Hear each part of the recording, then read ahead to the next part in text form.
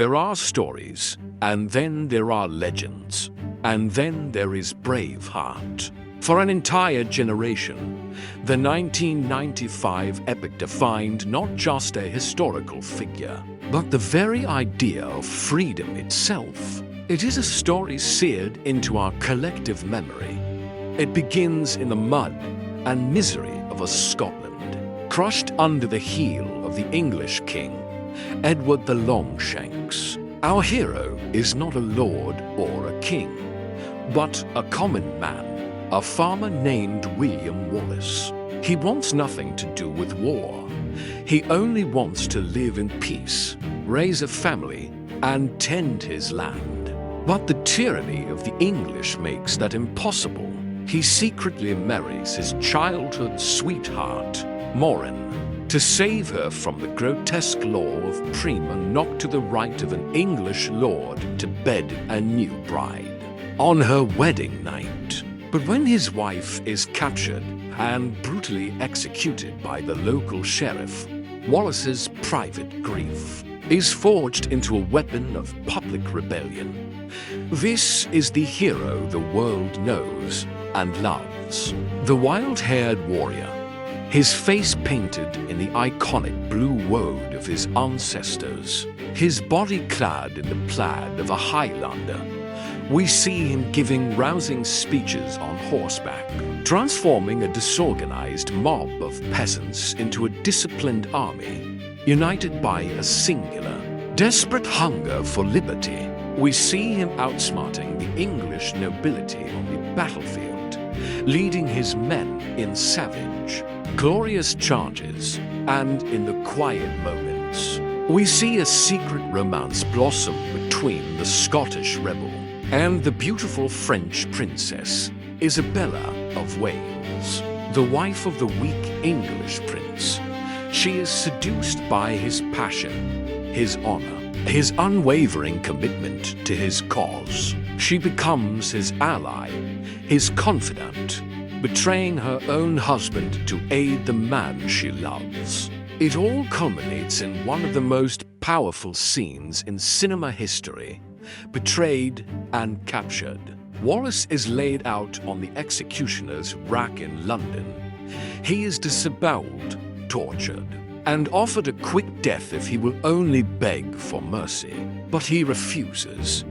With the last ounce of his strength, he takes a final breath and bellows a single word that echoes through eternity: freedom. It is the ultimate story of defiance. The tale of a simple man who became a legend and whose sacrifice inspired a nation to be free. It is a perfect story, a cinematic masterpiece.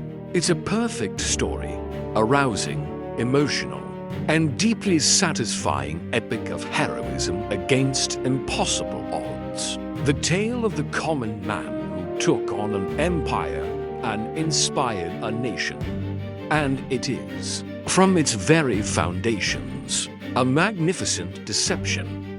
When we peel back the layers of Hollywood filmmaking, when we set aside the stirring soundtrack and the dramatic speeches, and look at the cold, hard historical record, the heroic figure of Braveheart vanishes. In his place stands a different manner man who was, in many ways, more complex, more ruthless, and whose real story is even more compelling than the fiction. Let's start with the image. The iconic belted plaid, or kilt, worn by Wallace and his men is one of the great anachronisms in film history. That style of dress would not become common in the Scottish Highlands for another 300 to 400 years. The real Wallace would have worn a simple linen tunic, perhaps with a mail shirt, the standard attire of a medieval warrior of his station, and the blue woad face paint. That was a practice of the ancient Celtic tribe, the Picts, who had vanished from Scotland nearly 1,000 years before Wallace was born. Then there is the man himself. The film presents Wallace as a humble farmer, a man of the people. This was central to the movie's appeal. But the historical William Wallace was no commoner. He was a member of the gentry, the son of a minor knight and landowner, Sir Malcolm Wallace. He was literate, likely educated by his uncles who were priests and would have spoken French and Latin. His rebellion was not just a peasant uprising. It was part of a larger political struggle among the Scottish nobility. The very event that sparks his rebellion, the brutal law of prima nocta, is itself a myth. While English rule was often cruel and exploitative, there is virtually no credible historical evidence that a law granting a lord the right of the first night was ever formally instituted in Scotland or England. It was a dramatic invention, a powerful but fictional motive for our hero's rage. But the most glaring fabrication, the one that completely breaks the timeline, is the romance with Princess Isabella of France. The film portrays her as a sympathetic adult woman who falls in love with Wallace and carries his child. The historical reality? At the time of the Battle of Falkirk in 1298, Princess Isabella was a 3-year-old child living in Paris. She didn't marry Prince Edward of Wales until 1308. 3 full years after William Wallace had been brutally executed. The affair, the secret warnings, the Tudor bloodline of Scotland, all of it is pure Hollywood fantasy. Once we strip away the kilt, the commoner status, and the impossible romance, we are left with a question. Who was the real William Wallace? To find the real William Wallace, we must first understand the real Scotland of the late 13th century. It was not a unified kingdom of noble peasants, but a fractured nation in the midst of a political crisis. The Scottish king had died without a clear heir, leaving a power vacuum known as the Great Cause. Seizing his chance, the ambitious and ruthless King Edward I of England inserted himself as the arbiter, ultimately choosing a weak puppet king he could control, and demanding recognition as the feudal overlord of all of Scotland. When the Scots resisted, Edward invaded. His campaign was swift and brutal.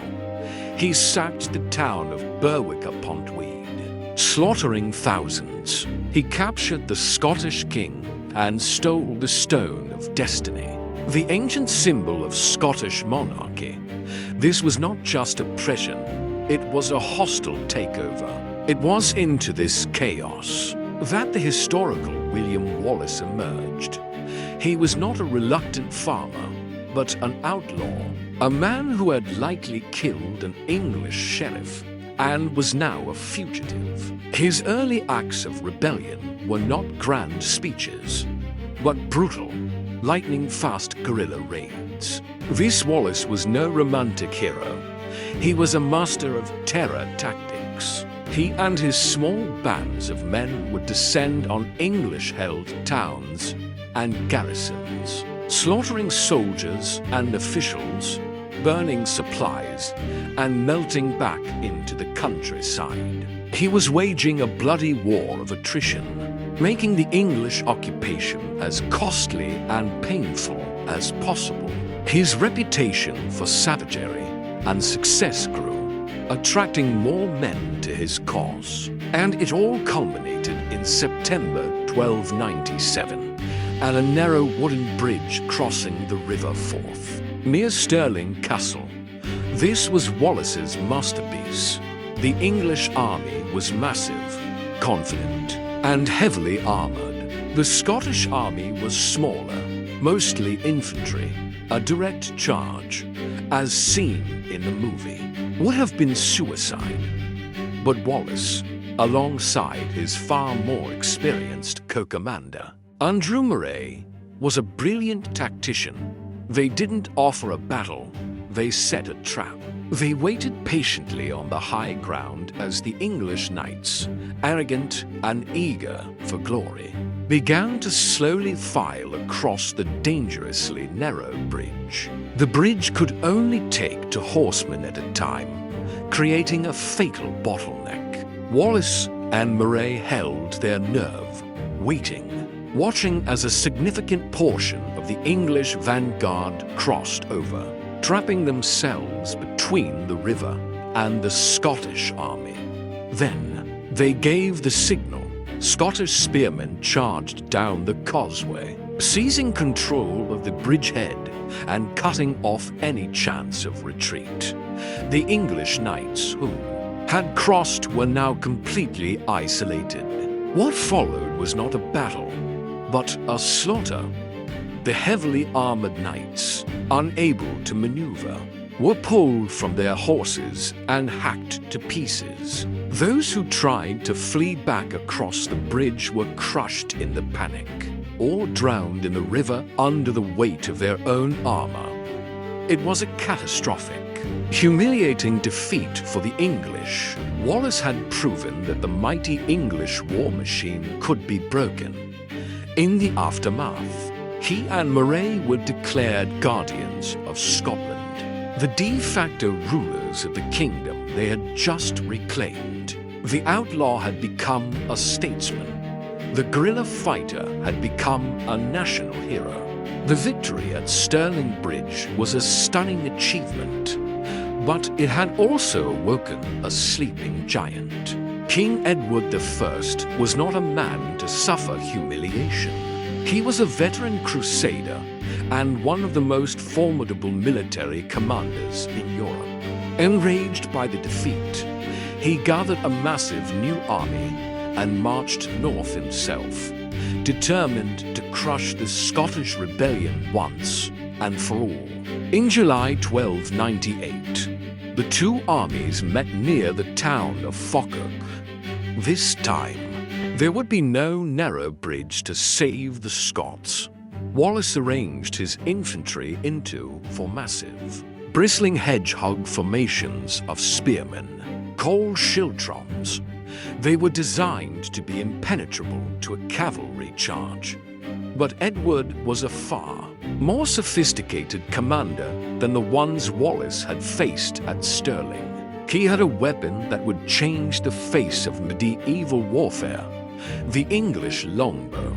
Edward didn't send his knights on a suicidal charge against the Scottish spears. Instead, he commanded his thousands of Welsh and English longbowmen to open fire. What followed was a technological massacre. The longbows were the machine guns of their day, capable of firing 10 to 12 arrows a minute, with enough force to punch through chainmail. A storm of steel, and death rained down on the tightly packed Scottish schiltrons. The spearmen, with no cavalry or archers of their own to counter, were helpless. They could only stand there and die as thousands of arrows ripped through their ranks. Once the formations were broken, bloodied, and in disarray, Edward finally unleashed his cavalry. The heavily armored knights charged into the gaps, and the slaughter was completed. The Battle of Falkirk was a catastrophic defeat for Wallace. His army was annihilated, and his military reputation was shattered. In the aftermath, his political support evaporated. Disgraced, he resigned his position as guardian of Scotland, and once again became a wanted man. But he did not simply hide in the Highlands. For the next several years, William Wallace became an outlaw diplomat. He was a fugitive on a mission, traveling to the great courts of Europe. We have records of him in France, attempting to persuade King Philip the Fair to honor his alliance with Scotland. He even traveled to Rome, carrying letters to the Pope, pleading for him to recognize Scotland's independence and intervene against English aggression. He was fighting a new kind of war, a war of diplomacy and persuasion, trying to save his country from the shadows. But his time was running out. While Wallace was in Europe, King Edward systematically crushed the remaining Scottish resistance. By 1304, most of the Scottish nobles had submitted to English rule. Wallace returned to a homeland that was largely pacified.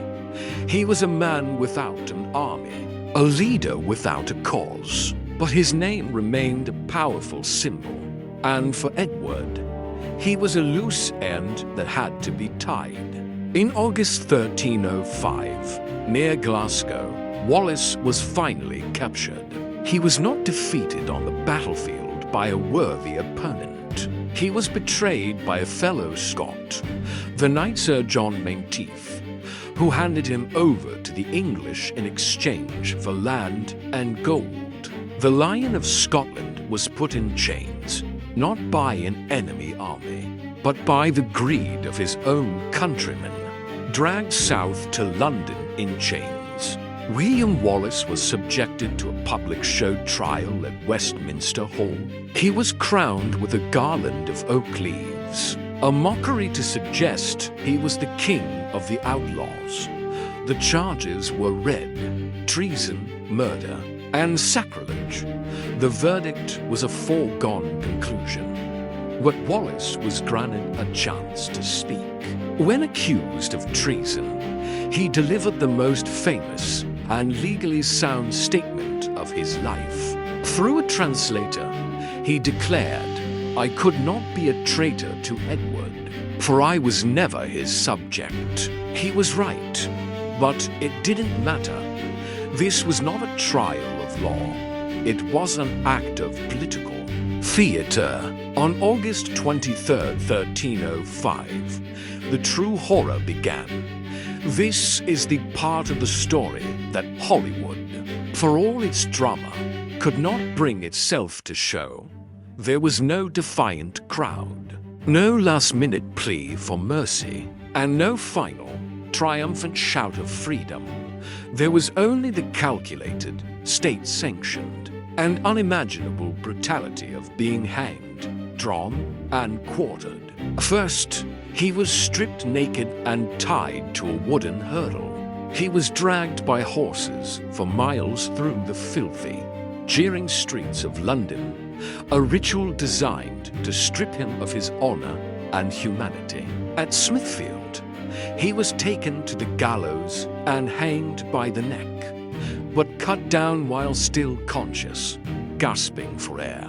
Then, while still alive, he was castrated and disemboweled. His heart, lungs, and other vital organs were torn from his body and burned in a fire before his very eyes. This was the punishment for a traitor, to see your own life force destroyed before you die. Only after this agonizing ordeal was he finally granted the mercy of death by beheading.